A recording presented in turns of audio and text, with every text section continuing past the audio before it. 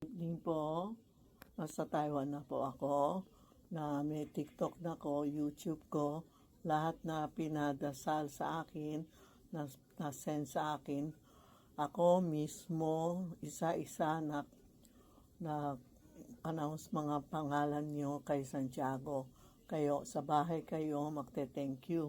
Maski na ngayon, hindi kayo nakita yung TikTok ko, pwede ngayon sa bukas o ngayon, may TikTok ako in YouTube na yung Santiago Temple. Diyan kayo mag-wish and mag-thank you, ha? Kasi pagod na ako ngayon. Apat na simbahan na pinuntahan ko ngayon today. Tingnan mo, nakapula ako. 5 years ago pa itong damit ko. Kasya pa sa akin. Ibig sabihin, hindi ako tumaba. No? Sorry po, pagod na pagod ako. Ay, isang announcement lang po, no? Huwag po kayo magtawag sa cellphone ko. Nasa Taiwan ako.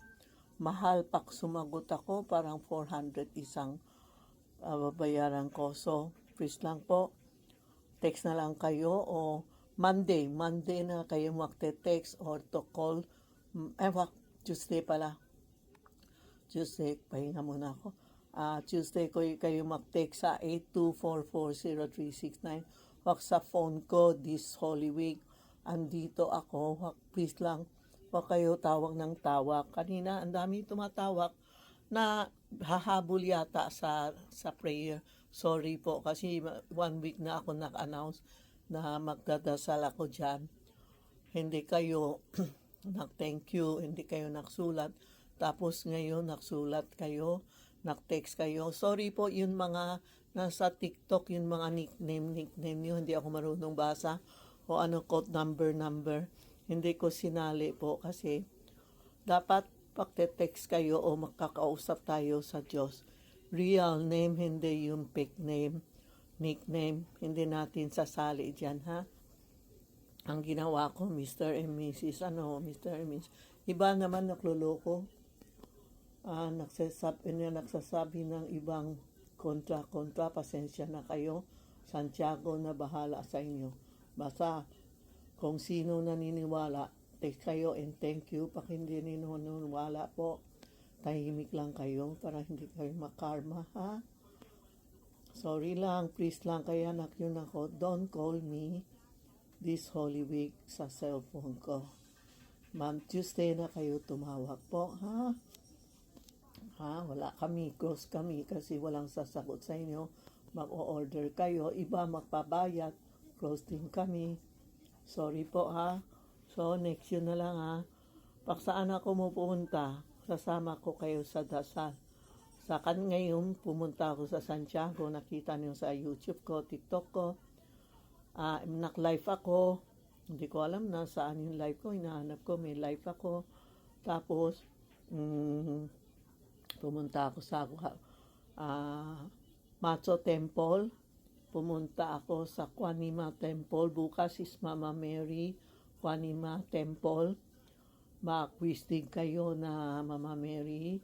Tulungan mo din po kami, ha? Pero sa Santiago talaga sinabi ko na mahusay na lahat na customer ko, tulungan nyo. Alam mo, marami din ako, may problema din ako. Pero alam ko anong gagawin ko. Alam mo, pumunta ako kay Santiago.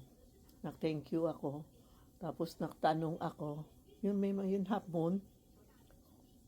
Yung tanong ko, siga sagot ko. Tanong ko sa kanya, sagot niya. Siga sagot ko, the same, nakakatuwa. 3 wish ko, text niya, ang balik sa akin, puro, yun hapon, puro, yes. Natuwa ako talaga, very happy ako na yung tanong ko, puro yes. Tapos, yun ako hapon, 5 na hapon, na natanong ko, sasama ka uli sa akin. Yes, 5 yes. Kaya, sumama na naman Santiago sa akin sa Manila. Kaya kayo, pag pumunta kayo sa Ongpin, punta kayo, may kumuha ako kunting yung kay Santiago, bibigay ko kayo, ha? Tapos yung poster, Nagpadala din ako pero hindi ko dinala na shipment na lang. Kasi ang bigat yung mga poster po, no? First come, first serve lang ha. Sa Wednesday na lang ha, kasi talagang pagod ako. Papahinga muna ako ha. Yan lang po ha. Huwag kayo tumawag sa akin, please lang. Ha? Thank you po sa lahat na nagpasulat sa akin.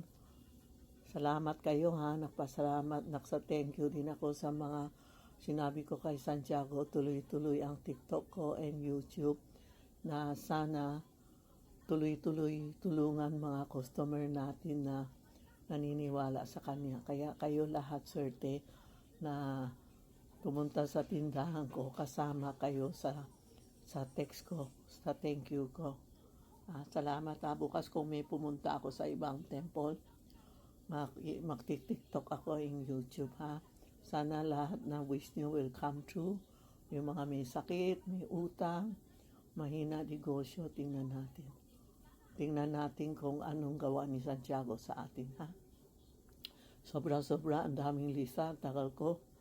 Hindi na ako nakaluhot kasi hindi ako makatayo. Kaya nakatayo na lang ako.